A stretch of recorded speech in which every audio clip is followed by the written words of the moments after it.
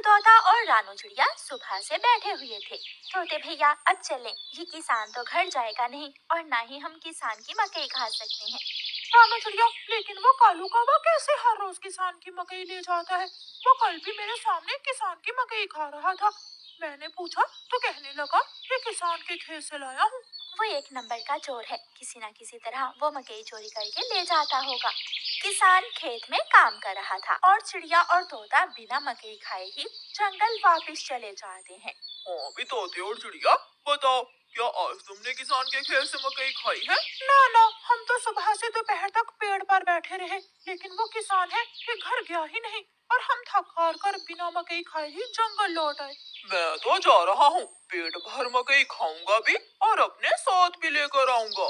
कालू कौवा इंसानों की बस्ती की तरफ जाता है। कालू कौवा किसान के खेत में जाकर किसान से कहता है, किसान किसान, तुम्हें तुम्हारी पत्नी घर बुला रही है, तुम्हारे घर में मेहमान आए हैं। अच्छा, तो मैं जल्दी से घर जाता हूँ। काफी शुक्रिया जो तुमने मुझे बता दिया।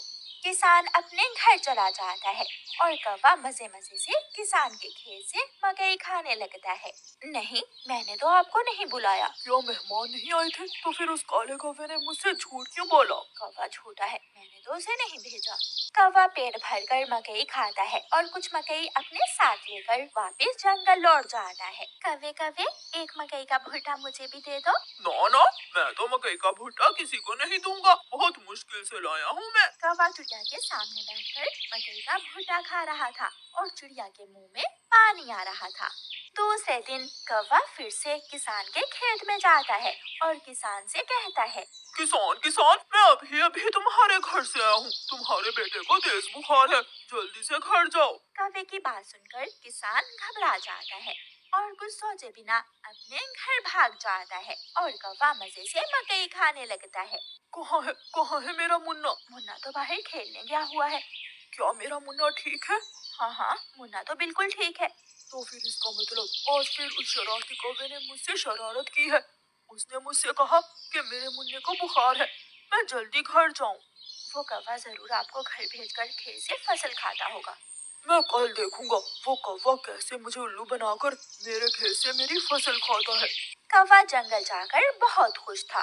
वो जो मकई अपने साथ लाया था वो तोते और कबूतर के सामने बैठकर खाता है।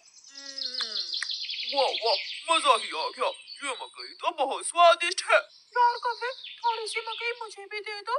हाँ ठीक है, अगर तुम मेरे घर का काम कर दो तो मैं तुम्हें भी मकई दे सकता हूँ। मैं भी करूँगा, मैं भी कभी आपके घर का सारा काम करूँगा, मुझे भी मकई दे देना। ठीक है, तो फिर जल्दी से मेरे साथ आ जाओ। कौवा कबूतर और तोते को अपने घर ले जाता है। तोते, तुम जल्दी से मेरे घर की सफाई सुथराई कर दो और कबूतर तुम जल्दी से मेरे सारे बर्तन धो दो, फिर मैं तुम दोनों को मकई दूंगा। फिर कबूतर अपने काम में लग जाता है और तोता कौवे के घर की सफाई सुथराई करने लगता है। दोनों अपना अपना काम खत्म कर देते हैं। कौवे, मैंने काम कर दिया है, अब मुझे मकई दे दो। मैंने भी काम कर लिया है, मुझे भी मकई दो। कौन सी मकई? चलो भाग जाओ यहाँ से तुम दोनों, मैं तुम्हें कुछ नहीं देने वाला। तुम धोखेबाज हो, तुमने धोखे से हमसे अपना काम करवाया और अब हमें भूखे ही भेज रहे हो। कबूतर और तोता वहाँ से चले जाते हैं। कौवा हर रोज की तरह अगले दिन भी किसान को पागल बनाने के लिए किसान के खेत में चला जाता है। कौवा किसान के पास जाता है और किसान से कहता है, किसान किसान, मैं अभी अभी देख कर आया हूँ, तुम्हारी गाय जंगल की तरफ जा रही है, शायद उसकी रस्सी टूट गई होगी। मेरी गाय को तो शेर खा जाएगा। कौवे, मैं जल्दी से जाकर अपनी गाय को बचाता हूँ।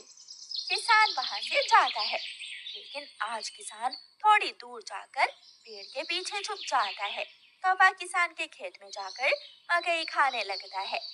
तो ये कौवे का बच्चा इसलिए मुझे हर रोज किसी न किसी तरह खेत से भेज देता है। जब तक मेरे पास बड़ा दिमाग है, मुझे किसान की फसल खाने से कोई नहीं रोक सकता। किसान के पास बंदूक थी। किसान बंदूक चलाता है और गोली सीधी जाकर कौवे की टांग पर लगती है।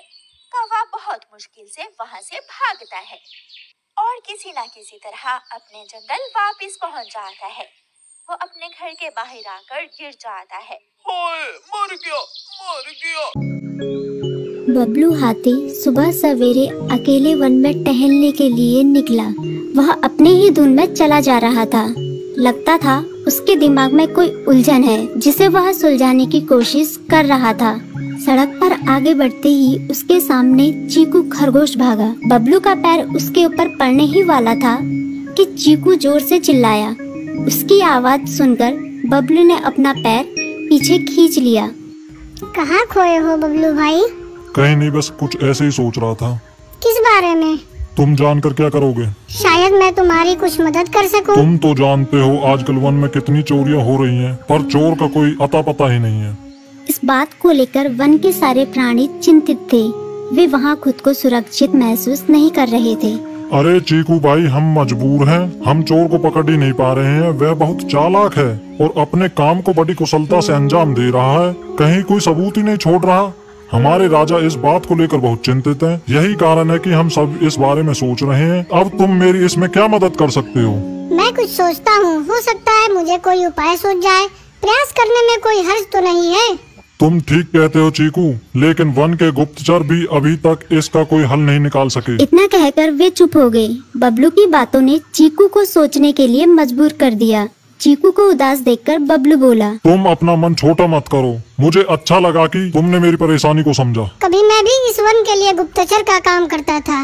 एक बार मेरी टांग टूट जाने से मेरे अंदर फुर्ती नहीं रही। तब से मैंने यह काम छोड़ दिया। चीकू, तुम चाहो तो यह काम दोबारा कर सकते हो। वन के प्राणी ज्यादातर दिन में भोजन की तलाश करते हैं, वे रात को आराम करते हैं। तुम दिन रात दोनों में ही भोजन की तलाश में निकल सकते हो सकता है रात को तुम्हें कुछ ऐसी बातों का पता चल जाए जो हमारे काम की हो। हाँ बबलू, तुम ठीक कहते हो। मैं आज रात को वन में घूमकर इस बात का पता करने की कोशिश करता हूँ। थोड़ी देर बातें करके चीकू अपने बिल की ओर बढ़ गया और बबलू अपने रास्ते चला गया। चीकू के दिमाग में अभी तक बबलू की कही बातें घूम रही थी।